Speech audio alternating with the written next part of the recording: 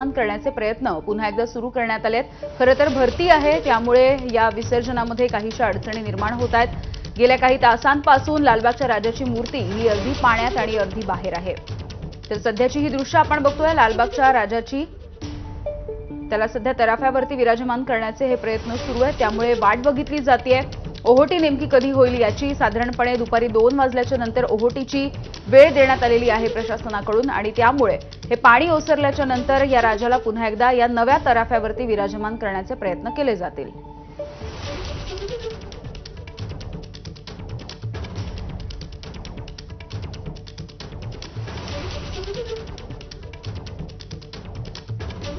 लालबागच्या राजाला विसर्जनासाठी का विलंब झाला याची संपूर्ण माहिती मंडळाचे सदस्य आणि scuba diving expert Suraj Walawalkar यांनी दिली आहे। त्यांच्यासोबत सविस्तरपणे बातचीत केली आमचे प्रतिनिधी सूरज सावंत यांनी।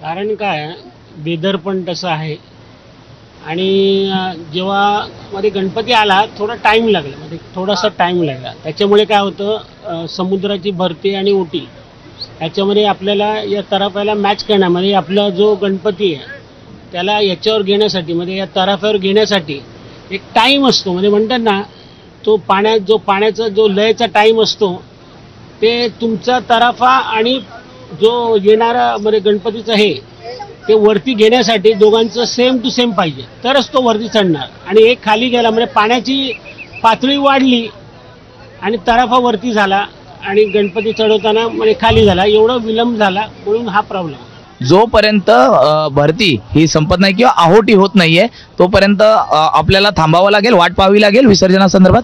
बरोबर। आता ओटी आता चालू होते, ओटी चालू झाल्या की तो त्याच्या लेबलला जाईल आणि गणपती तुरंत आम्ही या तराफ्यावर घेऊ आणि विसर्जन करून टाकू। नेमका आणखी किती वेळ लागू शकतो असा आपला अंदाज आहे?